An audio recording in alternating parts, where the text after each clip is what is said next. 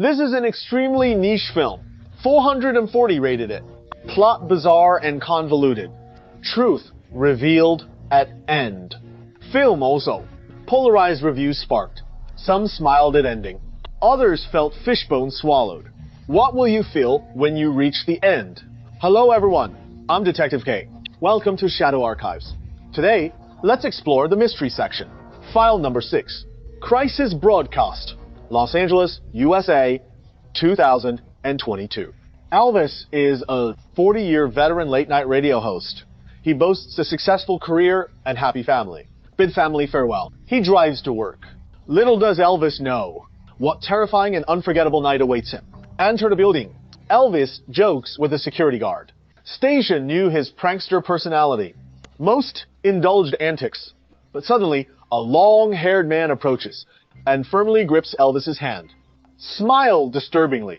This excessive familiarity puzzles and irritates Elvis. He's never seen this man before. Next shocked him.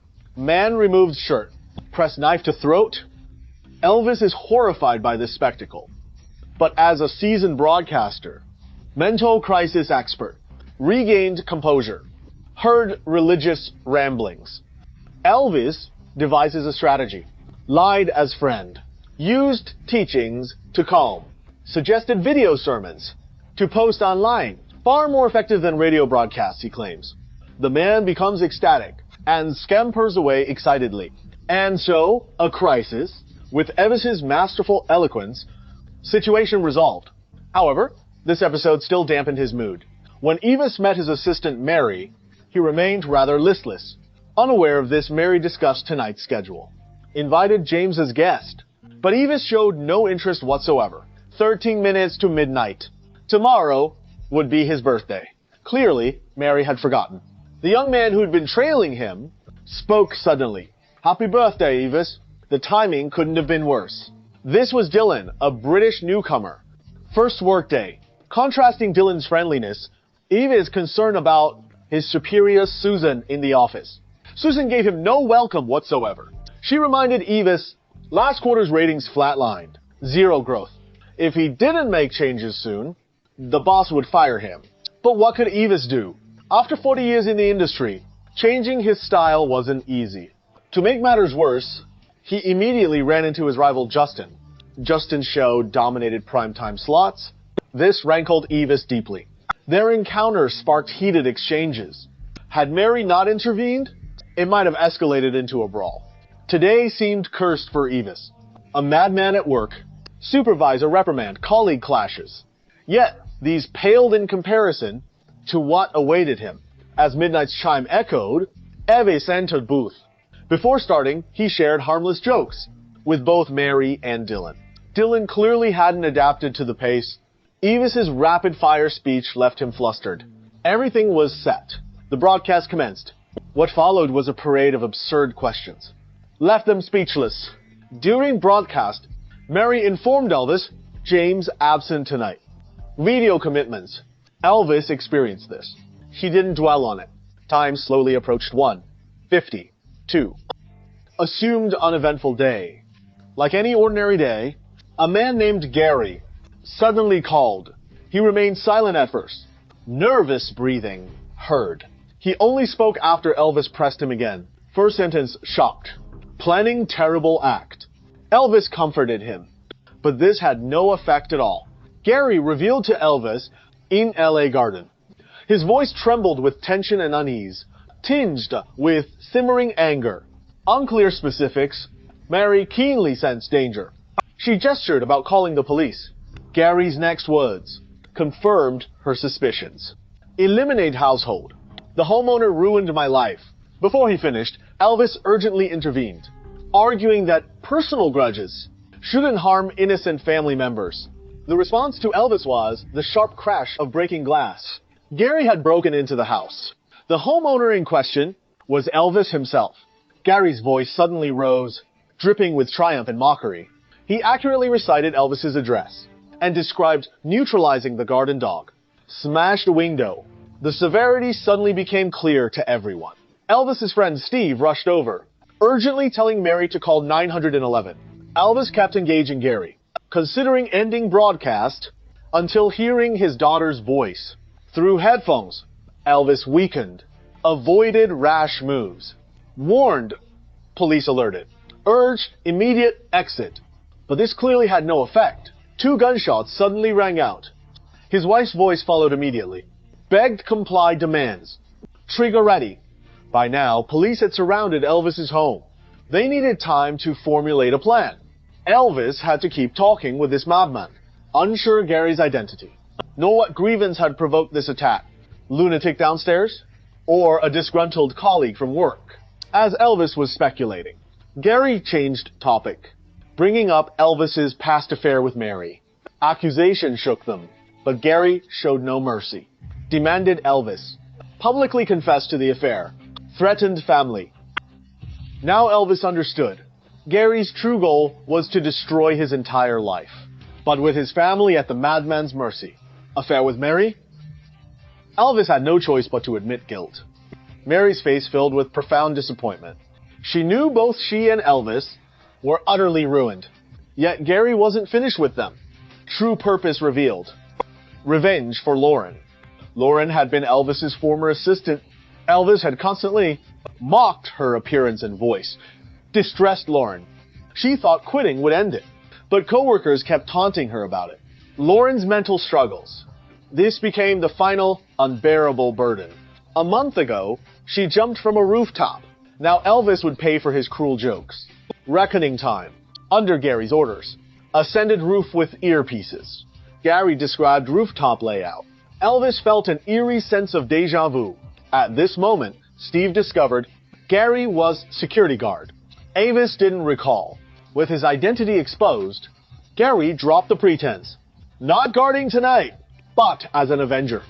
Gary threatened family again, forcing him to the rooftop's edge. Avis had acrophobia, death warrant position. Yet imagining his trembling family at gunpoint, Avis gritted his teeth. Feigned confidence advanced. Peering over the ledge, the 几十meter drop instantly triggered vertigo. Legs weakened. Determination sustained him. Without that, he'd have collapsed. Gary's next command proved more horrifying. He ordered Avis to jump voluntarily. Kill family otherwise. Ultimatum froze all. What kind of lunatic would force such a choice? But Gary's scheme went further. He knowingly revealed Dylan's presence nearby, demanding he push Avis over. Now the choice fell to Dylan. Save Avis. Save self or family. There was no right answer. Only agonizing torment remained. Understood. Cruel choice. Avis resolved to end the madness. He bid final farewells to his family, handed the microphone to Dylan, then, under the Sanrin's disbelieving stares, leapt downward. Mary and others gasped, then relaxed, as Avis had indeed jumped not off, but back onto the roof.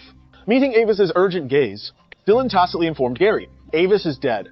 Released his family. But soon, Dylan's deception unraveled. Gary controlled surveillance. Drone monitored real time. Hearing his furious questioning, Avis grabbed mic. Gary reckless now. Tone enraged. Emotions intensified. The next moment, 2 crisp gunshots rang out. Silence fell. Avis's heart sank. New gunshots meaning everything was over. Avis's eyes lost their spark as he shuffled forward like a zombie. Suddenly, Steve came running with a phone. Its contents, leaving Avis utterly incredulous. Dazedly, he entered the elevator with Dylan. Broadcast continued. Comments chaotic, with all fans encouraging Avis suggested capture methods. In the elevator, Avis revealed what he'd heard. The earlier call came from the police, broke in post-gunshots. But strangely, there were no signs of forced entry. Both dogs were perfectly fine, yet Avis's wife and daughter had vanished. At that moment, Gary's mocking voice echoed through speakers. What shocked Avis and Dylan more was the murdered security guard downstairs. The gruesome scene made Dylan avert his eyes. Gary smugly began explaining his scheme. He wasn't at Avis's home at all. Hostaged family. And now hid with them in this building. Rescue required playing his twisted game. The first challenge. Avis must put on the headset within 30 seconds. As the countdown began, Mary quickly placed the headset in the elevator and narrowly delivered it. into Avis's hands at the last second. Hearing Avis's voice return, Gary excited. The next game is simple. Elvis and Dylan, they must find him within 40 minutes. He's already planted bombs throughout the building. If time runs out, explosion imminent. Annihilation certain. Dylan completely panics at these words. Tears well up in his eyes. Unimagined first day. He'd face such a terrifying ordeal. But fear and panic now won't solve anything. Only finding Gary can end this. Searched building. The building contains hundreds of rooms. Dark maze. Finding someone within 40 minutes. Needle in haystack. Time ticks away relentlessly. The building remains deathly silent. Only Gary's deranged voice echoes incessantly in Elvis's ears. At that moment, a shadowy figure suddenly materializes.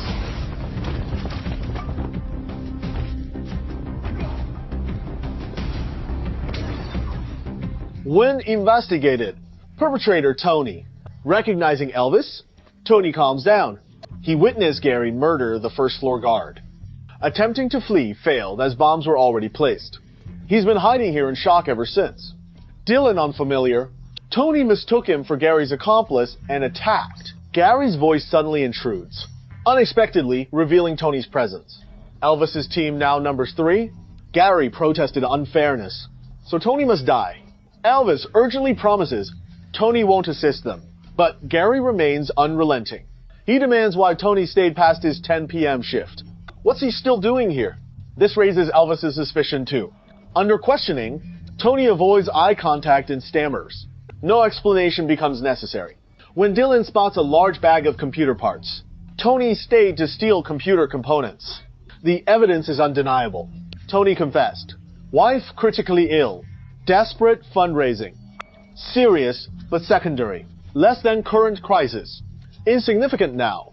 Elvis decided. Directed Tony hide. Wait capture. Resume search.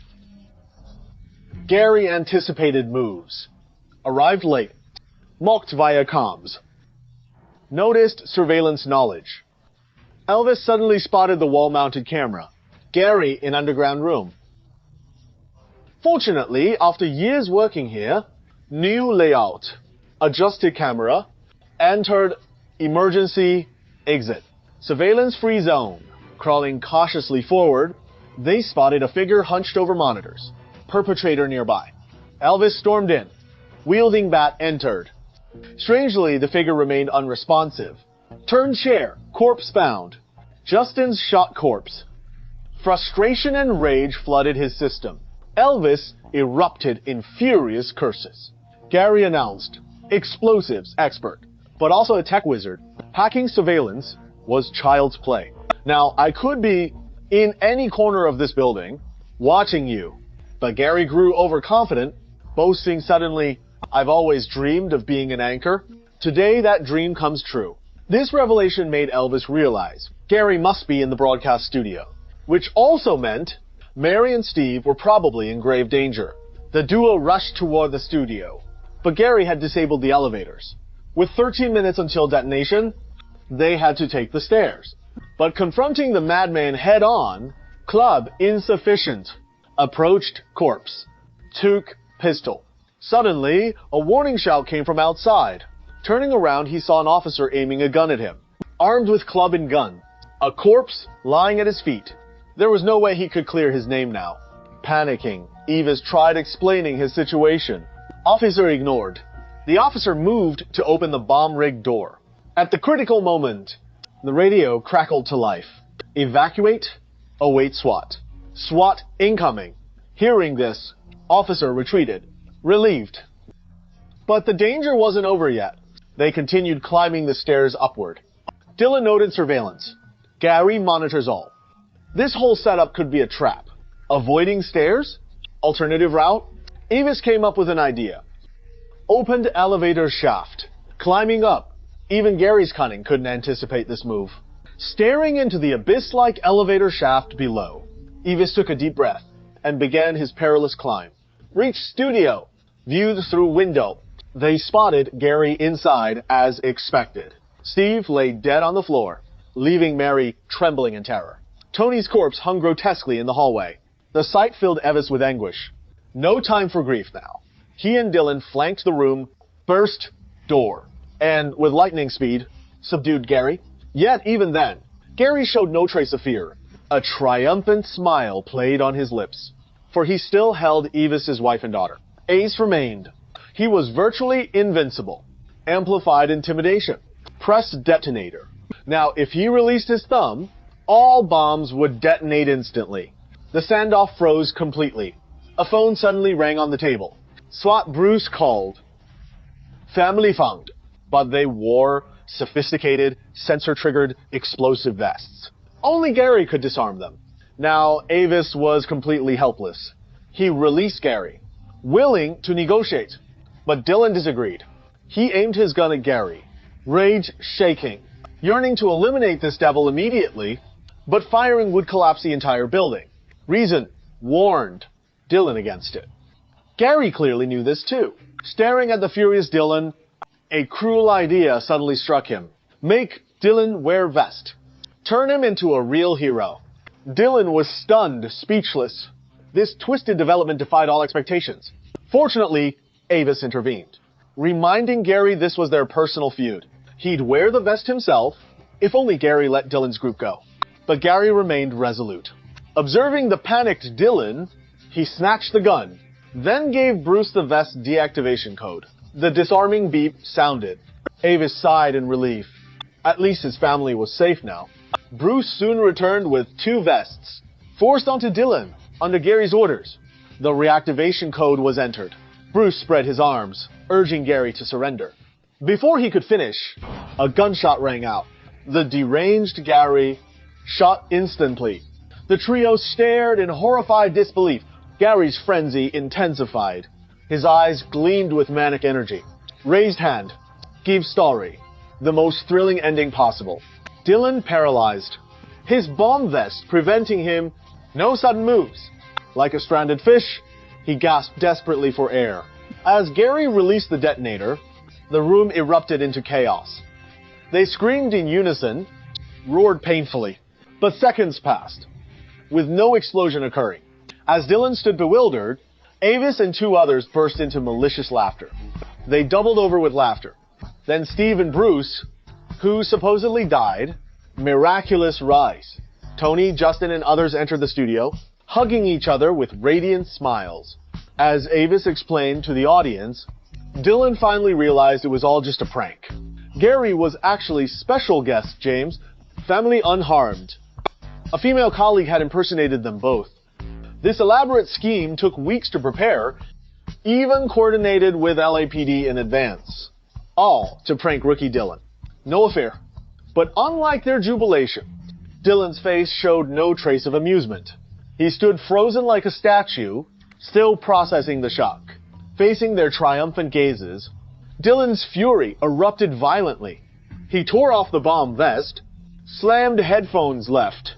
Yet even then, Avis unaware, shoved the mic, demanding closing remarks for listeners. As Avis and others closed in, Dylan panicked and retreated clumsily. His backward stumble sent him tumbling downstairs. Hit pipe. Mary rushed over to check on him. Bloody hand. Horror finally dawned on Avis's face. Prank intended. Unintended death. As the sun rose, a new day officially began. Regretted day. With Dylan dying during the live broadcast, Elvis's career was utterly destroyed. Manslaughter charge. Life as plunging from heaven into hell. He seemed to age 10 years overnight. Guilt-ridden. But there's no cure for regret in this world. Entrance surrounded. Mary advised escape. Urged family time. Elvis walked out like a zombie, clueless about how to face his family. His boss Susan suddenly arrived by car, giving Elvis a disappointed look. Scolded access. But what's the point when the damage is done? Elvis grew increasingly uneasy, hands trembling. He turned to leave, but Susan quickly invited him into her car. Reporters everywhere. Couldn't exit alone. As they got in, the radio suddenly blared. Broadcast incident. Susan stopped Elvis from leaving, making him listen to the outcome. Just as Elvis braced for condemnation, happy birthday wishes played over the radio. Susan's angry expression melted into a smile.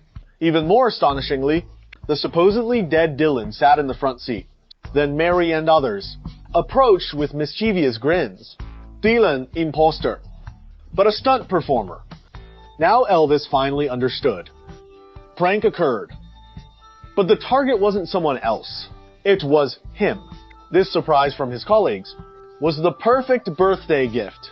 Since life's essence is monotony and routine, why not add some seasoning? To make it more flavorful, Crisis Broadcast. This thriller was released in 2022. First viewing, expected good versus evil, like other similar movies. But the final two plot twists elevated the film to new heights. This unconventional creativity truly stands out. However, after digesting it carefully, I realized the prank wasn't just on Avis. The real clown was actually me. That's where the film's true brilliance lies. The director spent 100 minutes crafting a heart-pounding prank to trick the audience. It's both frustrating and hilarious. Have you ever pranked someone? Or been pranked yourself? How did those stories end? Feel free to share in the comments. Request reviews. Drop the titles below too. Detective K signs off. Will do my best to fulfill your request. That's all for today's case file. Your support means the world to me. Like and subscribe. Detective K out. Next case. Bye.